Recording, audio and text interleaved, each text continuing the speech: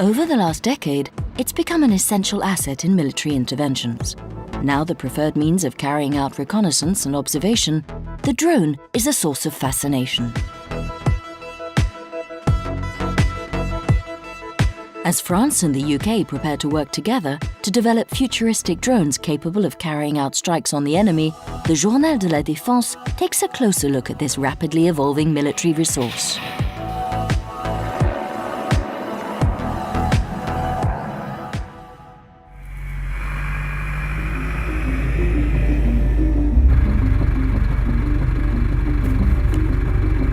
A drone is an aerial vehicle with no pilot on board and is either fully autonomous or piloted remotely from a ground station. Unlike a missile, for example, the drone is used multiple times. It might be a land vehicle, a surface vessel, or even a submarine.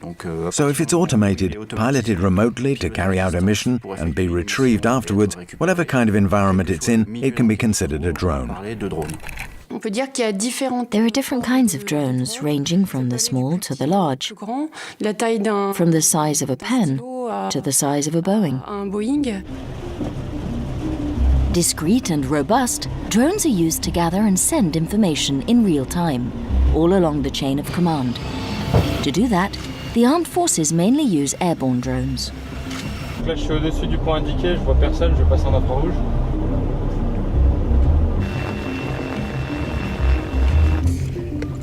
This, for example, is a close-range reconnaissance drone known as a DRAC. It's hand-launched and travels at a speed between 60 and 90 kilometers per hour. It could be compared to a pair of long-range binoculars for ground troops. It provides immediately available intelligence for troops. What's behind a ridge, what's around the next bend, the kind of information that's very important for ensuring the security of troops on the ground. There was a real change in the 90s with the Gulf War, and just before that with the rise of computers that allowed technologies to be interconnected. That interconnection enabled different branches of the armed forces, or even different allies, to work together jointly using these systems. The STDI, Interim Tactical Drone System, provides troops with reconnaissance directly in the field, flying at altitudes of up to 3,500 meters. It can detect a light vehicle 6 kilometers away. This one will have a range of a few dozen kilometers, stay in the air for a few hours, and provide all the troops on the ground with intelligence on the next phase of maneuvers. What they'll be doing in the next 6 to 8 hours, so they can ready their next course of action. The Air Force's drones, as big as actual planes, can operate up to 900 kilometers from their base, the distance between Paris and Rome. They're known as MAIL drones, which stands for Medium Altitude Long Endurance. On est clair pour engagement du target restant. They provide global intelligence on all interventions and guide decisions or large-scale maneuvers at the highest level. Currently, MAIL drones are used extensively, particularly in the Sahel-Saharan Strip. They provide long-range intelligence on this vast territory. Most of the pilots operating these drones are ex-fighter pilots.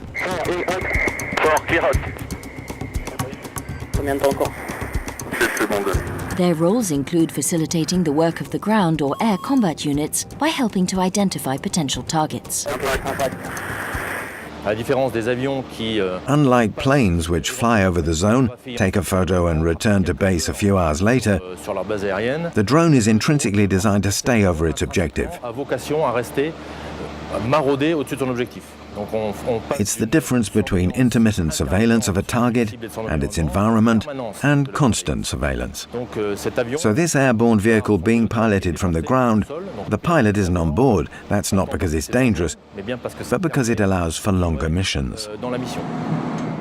Whereas a fighter plane will fly a 4-hour mission, the drone can operate over the target zone for 18 hours.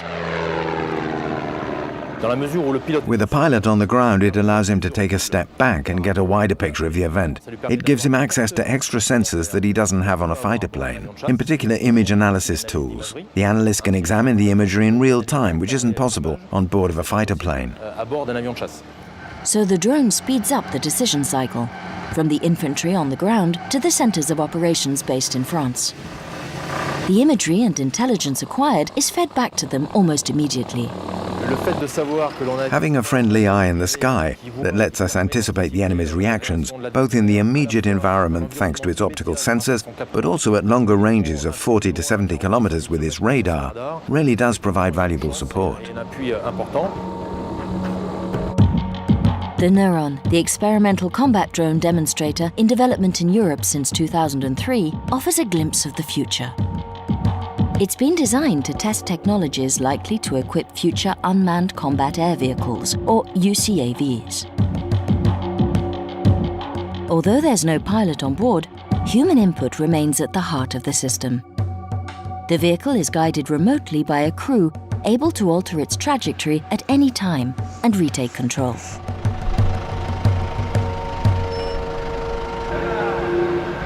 The advantage of the drone is that it can be deployed at any time, any place to look for the intelligence you need. The drone doesn't operate alone. The drone will provide intelligence, identify an enemy or point of interest, but it's the human who ultimately makes the decision. In the future, you might have not just one, but several drones, all launched simultaneously, all communicating with each other to find the intelligence, with one drone pinpointing the enemy's location and another designating the target for neutralization. So that might be a development in the future. Not just one drone, but a number of drones, a group cooperating to accomplish the mission.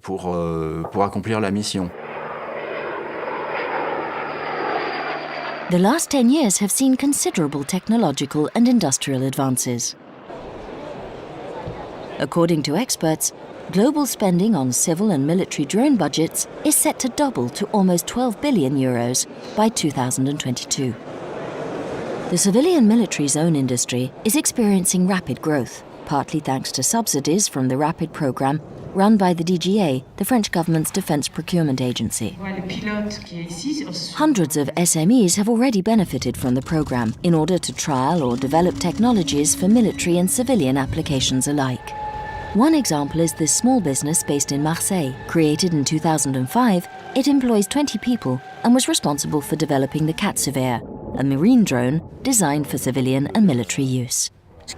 What's completely new is the ability to take a submarine robot and get underwater images with a piece of equipment that can be controlled remotely from up to several kilometers away. The surface drone allows the submarine drone to inspect the site by remote control at a distance of up to 4 or 5 kilometers. The drone alone can cover an inspection zone that would normally require between 25 and 30 divers. Since its creation, the company has doubled its turnover every 3 years and has no intention of stopping there. We have other developments in the pipeline to help better see and understand what goes on under the water. And while until now competition with divers has been something of an obstacle, I think we're showing, as with our American competitors for example, that what we do is more complement than competition.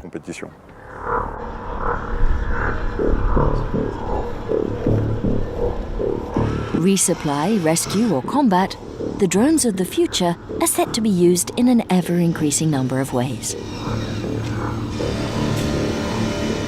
The next step is the micro-drone, a drone you can hold in your hand, the size of an insect that will let you, for example, in urban combat, see what's going on in the next room.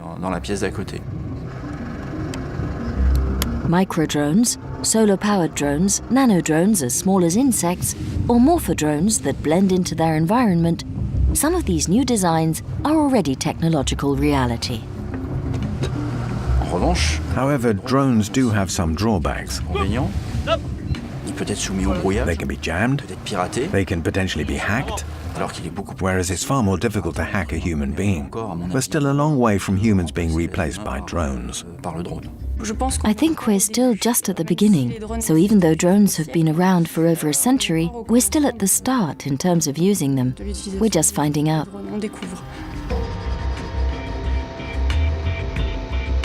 In the future, technological advances will allow us to envisage systems with artificial intelligence. What we see today is just a prelude. For unmanned systems, this is surely just the beginning.